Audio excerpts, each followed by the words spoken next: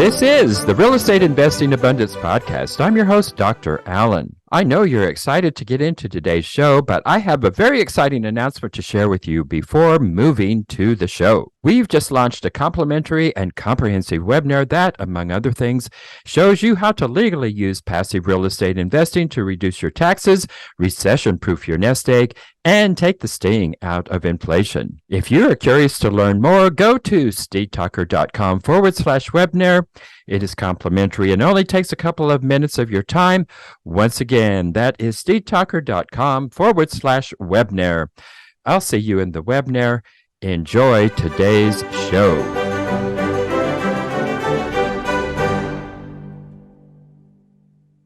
Hello, enlightened investors. Welcome back to Real Estate Investing Abundance. I'm your host, Dr. Allen. As always, delighted to be back with you again today. With us today is Patrick Soukup, and he says that boring is the new sexy, and we're going to find out exactly what he means by that today. Patrick is a self-starter with a great head start in life with help from mentors and families financially. But Patrick took it a degree further and exponentially grew. And Patrick is a family man who loves to work and work hard. So Patrick, take us into the show and share an experience that helped shape who you are today. Yeah, thanks for having me. It was interesting when I started thinking about that question of kind of what has influenced my life and kind of grew me into the man that I am today. And there's so many different people that have had a hand in it and contributed greatly. But there's really just these kind of really defining moments as an individual. And for me, I would say there's lots of them. But today, what I think is important to discuss is I got divorced from my current wife. So we got married early and divorced when I was 24. And I think I was this pretty, I don't know, maybe egotistical young guy who had everything in life. You know, my wife was an Olympian, had tons of investments. I was young, had good income, lived in Fort Collins, all the friends in the world. And then I get divorced, and it's a small community here in Fort Collins. So my reputation, I was like, man, something obviously went wrong, and talk about a massive ego check. And I would say I was a hothead, but when I had red hair. So I was, maybe a hothead at some point, and still have some of that back, somewhere in my body. But I sought that time as an opportunity to go work on myself. Who am I? How could I be better? And so I went into therapy for a couple of years and worked on myself, how I could be better. And it was crazy. We live in this really small community, but during those 2 years, my ex-wife and we still remained business partners. So it was an amicable divorce, but a divorce nonetheless. And we had only seen each other. We had only bumped into each other once. But through that time, our business dealings kind of kept us together. And after a couple of years, we both kind of saw these really important changes in each other that brought us back together. And ultimately, we reconnected, worked things out, went to couples therapy together at that point, and got remarried. But it was a huge check of my ego, who I am as a person. Maybe I'm not this, big deal, big shot, and it was an opportunity for me to grow as a person dramatically. It's amazing how it often takes those major wake-up calls to really get our life on track. Well, Patrick, thank you for sharing that with us. What do you think is the number one tool to become successful? I think it's consistency. Dan Hardy wrote a book, Compound Effect, and I was fortunate enough to read it when I was pretty young, and he kind of lives life by like this weekly rhythm, and it's like getting in a rhythm of habits, and it's super easy. Like one of the things that I was telling you is I was like, I'm so impressed with your show, with how many episodes you have. It takes so much time and effort, and people get excited and they start something and they might go for it for 2 weeks, 4 weeks, maybe if they're really good, month and a half to 2 months. But it takes a year, 2 years to look back and be like, wow, I've been to the gym now 4 days a week for the last 18 months, and my body has changed and evolved, and I look and feel great. So I would say, for me, it was just the small things: journaling 3 times a week, going to the gym, drinking, half gallon of water, telling my wife I love her, going on a date each week. Then from on the business side of things, making sure that I sent out a contract on a weekly basis, that I'm showing 4 homes. It was these specific tasks that I felt like were lead indicators of success on the backside that I feel were really paramount to my success early and success currently. Yeah, I couldn't agree with you more. Consistency is so important. And I think what you're also alluding to is it isn't just consistency in thinking, but it's consistency in action. You had the mindset shift, but following that, there was also the consistency. And oftentimes, and like you mentioned with the podcast, so much of that consistency is just so mundane. And yet it is so critical. And as you were mentioning the podcast, I was thinking back on the last 3 years and the beginning of that process, and how frightening it was at first. And just taking those first steps to overcome that fear was extraordinarily important. But after launching the podcast, I was astounded at how mundane and how boring many of the processes were. And of course, I've outsourced a lot of those, but at the beginning processes, I was doing all of that. Yeah. And it was boring. Yeah, absolutely. Yes. So, where do you find your motivation and where do you find your confidence to continue to produce, particularly when not only can it be boring, but it can also be extraordinarily frightening? Yeah, I recently was kind of listening to and heard a lot of this, confidence and motivation. And it's not this rah, let's wake up in the morning, hear, some motivational speech. It's waking up and knowing that yesterday I just closed a home, meaning that somehow my skills produced the ability to close an $800,000 property that is now in my portfolio, or my client is happy with, that now gives me that motivation and drive to, okay, let's get another one. And then all of a sudden you kind of compound that to where you're at 2, 3, 4 closings in a month, or you've bought in 6, 7, 8 properties, and you've used the same methodology, and you know that whatever I'm doing is working, so I'm just going to keep at it. But if you don't have some successes, you need to have some successes that build that confidence, that allows you to, leverage that as motivation, saying, okay, I know that whatever I did here worked. Let's see what that whatever was, and put those into those daily routines and daily rhythms so that I can reproduce that end result. But if you don't have those successes, if you didn't have that 18 to 24 months that you were working out 4 days a week and able to feel better and look in the mirror and see a difference, it'd probably be a little bit harder to get up and go to the gym and do those types of daily activities. But really, for me, the confidence comes from, I was very fortunate. Like I said, and kind of my bio, that I've had great mentors, great family help and success, but I've taken that, and whether it was young and naive and ignorant of the risks that I was taking, but by the time I was 25 years old, I had 8 rental units, and it was like just exciting for me to continue to grow that. And then I had those years of success from 22 to 25 when I started to build up those properties, 10 units, when I was building up those properties. And I was like, okay, whatever I'm doing is working. Let's just keep this going. And I was able to feed off myself on the confidence side of things. So, on your worst day, you say you woke up, and in the morning you look back on the previous day, and I closed a home here. On your worst day, when you haven't closed a home for several weeks, where do you find your motivation? Yeah, great question. I would say I've got a team of now 7 with my company, and then I've got a family of 5. We've got a live-in nanny. There's a lot lot of expenses in my world.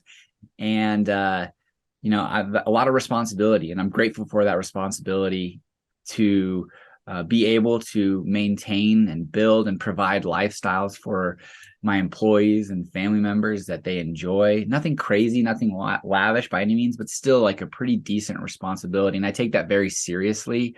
I never want my wife or kids to know want or need or anything along those lines. I want them to feel at all times that what they want and need are taken care of.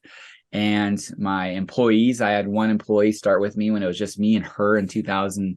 I started the company in 2016, and she was my first hire in 2019. And, she was this young gal, and I'm just thinking to myself, she is depending to be able to pay her bills on me paying her every couple of weeks, which is a great opportunity to provide a lifestyle for somebody and also help them grow professionally. But I would say having those big expenses is definitely a motivation. I joke, one of my agents, his monthly expenses are so small that he just doesn't have the motivation to go be a crusher and close more deals. I'm like, you need to go either buy a bigger house, a nicer car, or some type of expense, because the motivation that you have to pay for $3,000 a month just isn't enough of a drive, or you don't have that internal drive to go. So go find some more expenses, but that's probably one of the big ones. A lot of people talk about their why and how important that is. What is your why? Family's number one. I didn't know that I wanted to be a dad until I was, and it's the greatest gift I could have ever imagined. And when I was growing up, I woke up or heard my dad going to work at 4:30 in the morning, and he worked with a lot of people on the East Coast. So he wanted to get there by the time that they were rocking and rolling and be able to help them before they got out the door. But I heard him walk through our wooden hallway, early mornings, 4:30 a.m. And that's, for whatever reason, I do that same thing now. Wake up super early, get to the gym, but I want to have my kids around me when I'm working on the house, when I'm working on projects, and it's to help them succeed even more than I am. And for me, it's saying one thing, but I want them to see my wife and I going to the gym. I want them to see my wife and I loving on each other. I want them to see the hard work that I'm doing on a day-to-day basis so that we can provide this type of lifestyle and understand the value of a dollar and how hard it takes to make that dollar. So for me, it's my family and being able to be a good provider and example for them so that they can have a successful life themselves. Enlightened investors, if you haven't done so already, be sure and click that like button and also click that share so others can take advantage of the content. And finally, be sure to subscribe so you don't miss a single one of our upcoming episodes. Well, tell us about partnerships. Are they important, or are they something that gets in our way? Yeah, I've had quite a few partnerships over the years, honestly, and still my most successful is my partnership with my wife and my dad. We all three were partners on our first investment in 2013 when we bought 10 units that year. And I have to love my dad and I have to love my wife. So those partnerships are pretty successful, and we are able to kind of maintain our roles pretty well. High level, my dad was the money at the beginning, and he's a very intelligent man, good business person. So I lean on him heavily for questions. I'm kind of the grinder, the one who's out there operating the properties, finding the properties, closing on the properties. And my wife's kind of a silent partner, but just extremely supportive, which is hugely important. She knows and has trust and faith that we are going to work very hard for us as a partnership and have integrity that she's going to be maintained and taken care of and always sought out for questions as well. Other partnerships that I've had, I think I really haven't had other successful partnerships. Nothing has ever ended tumultuously or poorly, but just different views of how things should go and maybe not clarity on the roles. Or it's easy, like we said at the beginning, to start a podcast, it's harder to go 3 years and still maintain how that cadence of how many podcasts you release on a monthly and annual basis. But at the beginning, you can say, I'm going to do this, this, and this. And that's kind of same thing with partnerships. If you don't really know that person, or maybe they don't know themselves, or you don't know how you guys work together as a company, it can definitely lead you astray. And one partnership at the very beginning, when I bought my first fix and flip in 2009, it was me and two brothers. It was a successful partnership, but one of the brothers was pretty young and wanted to go off and soil his royal oats, so to speak. And so that partnership kind of dissolved just organically. Another partnership in the future was with somebody who I sought out to be a partner. I thought that, I saw a lot of similar characteristics in him: hardworking, family person, wanted to be in real estate, but our investing goals were different. He kind of liked the short-term hits, buying and getting out and getting a big capital payout. Everything that I'm investing in today is for 20 to 30 years down the road. And we bought a triplex, and ultimately after 6 months, we bought a few properties actually, but the triplex was kind of the tipping point. After about 6 months, he wanted out. I wanted to keep it, great cash flow. So I paid him out $80,000 after 6 months, which was dramatically overpaying for his 50%. But we're still friends today. He runs a successful podcast himself. And so and then there's been a couple other partnerships here and there that I've played around with, but overall my success with partnerships has been really limited to my family.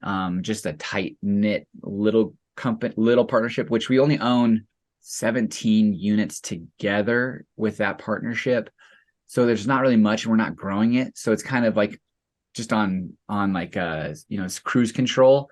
Mm-hmm. So whenever I'm starting either a new investment or a new company, and I think maybe to bring in a partner, I really, really have to think heavily about it, because your goals have to really align, or your roles have to be extremely defined. So it can be great, but also just for me, I'm still young. Maybe there's partnerships that'll be out there that work, but I'm a little jaded. Well, I hear a lot of people that have had issues with partnerships.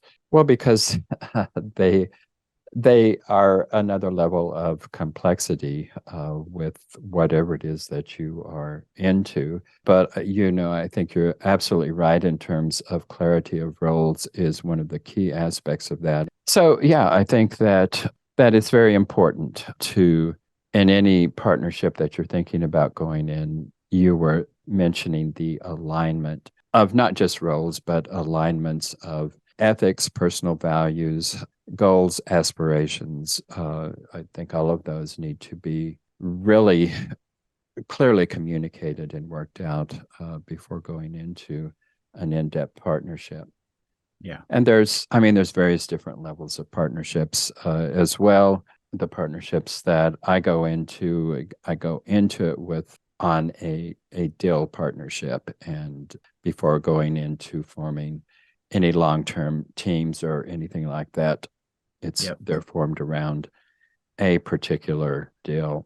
What is a successful person and maybe not a so successful person? That's a great question, in the sense that I think my definition and everyone's definition of success probably changes and evolves as they grow and their life changes and evolves. Where earlier in my life, when it was just me, success was just all the money in the world and do whatever I want, spend on whatever I want. And then it was, I got married, and it was spending time with her and being able to explore and love on each other. And then it was having kids, and it was maybe not making so much money. It was more freedom of like, I want to go to every soccer game that they ever have and be able to coach some of their teams and wake up with them, cook them breakfast, and not make as much money. But then it's also, all right, this is a short time in our life. It's only 18 years that we get to spend with these kids, and we're going to have an afterlife, and we're 50 years old. So how do we make sure that we're successful on the backside of this? And all of these things are kind of always evolving and changing. And fortunately, we're very healthy, but that's very important as well. So for me, success is definitely revolving around time freedom, but future financial freedom. Because right now I feel like my kids are going to be in school for the next 17 years. So why not work? And I love working. But every like I said earlier in the podcast, everything that I'm investing is for 20 to 30 years down the road. So maybe doesn't have great cash flow today, but it's going to have some pretty decent appreciation. And then in 20 years, it's going to have great cash flow. So for me, it is freedom of time now, having a very successful relationship with my wife. Like yesterday, I told my wife, I was like, I felt like I was a bad dad. I was stressed. I was in the middle of a deal. I was dealing with 3 kids at home at that time because I was staying at home yesterday watching the kids. And my daughter was just high energy. And it was just not a great day. I kind of was like short tempered with her. And I was like, just go do your own thing. Just right now, go do your own thing. And I felt like, tomorrow is an opportunity to do better. So I think it is understanding that you can definitely have some bad days and some failures, but trying to do better the next day and being intentional about that. But time freedom today, being able to love my family when and how I want, and then future financial freedom of all expenses. Well, Patrick, tell our viewers and listeners what services you have to offer and how it is they can get in touch with you to take advantage of that. Yeah, I run a traditional residential brokerage in Fort Collins, Colorado, Northern Colorado. So if you guys ever find yourself either buying or investing there, definitely have been born and raised here, so know the area very well. Personally, I invest, I try to buy anywhere between 2 to 3 units per year. Don't do too many partnerships, kind of like we talked about earlier, but whether I'm buying, I'm pretty much exclusively in Northern Colorado. I know on other podcasts I've talked about looking elsewhere, but I think I am refocusing on just Northern Colorado. But we run a traditional brokerage. There's 7 of us. I'm on Instagram, and that's probably the best place that people can reach and have reached out is through following me on there. It's just at Patrick Soukup, and open up to conversations. There's been really cool people that, across the country I've been able to reach out, ask just simple questions of whether it's how I got started, how do I have my traditional brokerage help investments, and how have I built what I've built at such a young age, and continue to try to build more. So grateful for the opportunities to have these types of conversations with great people like yourself. Now, Patrick, just one last question here, and you may have already touched on this in talking about your formative experience, but what is one of your biggest setbacks in life, and how did you come through that, and what did you learn from that? Yeah, definitely. Definitely the divorce. Well, we can maintain that, or one of the things that I've also talked about is I had a career-ending knee injury, and at that time, in college when I had that, sports were life to me, and was fortunate enough to have another mentor, that brother, the brothers that I talked to you about in 2009. Their dad was a former NFL football player. Injuries, his son had an injury, took us out to eat and said, hey, translate that competitive drive that you have in sport into business. And maybe I didn't take it like fully to heart, but just at least that like it resonated with me. And I was given opportunities to buy real estate at such in 2009 in Fort Collins when I was a sophomore in college, and then understood that. But it was something to where it was devastating for me to not ever be as explosive an athlete as I was, but kind of this change of whether I was never going to be a professional athlete, but I could be a professional business person. And I was grateful that I was able to start at such an early age as a sophomore in college and kind of change that mindset. Well, it truly is important to have mentors who've been there and understand where it is to help us through those difficult times. Patrick, it's been a wonderful conversation. Thank you so much for being with us today. Yeah, thank you for having me.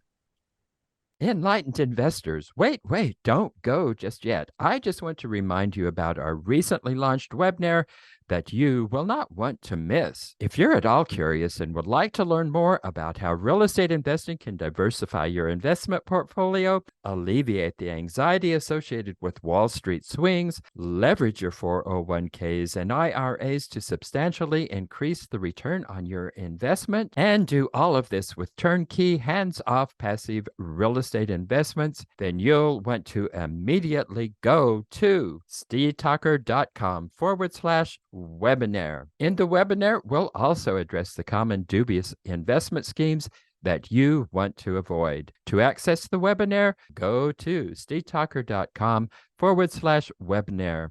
I look forward to seeing you in the webinar. Thank you for tuning in to Real Estate Investing Abundance, brought to you by Steve Talker Capital, a company working for passionate professionals like you to develop financial independence built on solid, passive real estate investments. As part of our efforts to make the world a better place, Steve Talker Capital contributes to activities and organizations committed to better understand the equine. These endeavors attempt to enhance the human treatment of horses worldwide. Steve Talker Capital, working for a world where all creatures, great and small, flourish abundantly. For resources to develop your financial independence, connect with us at stevetalker.com.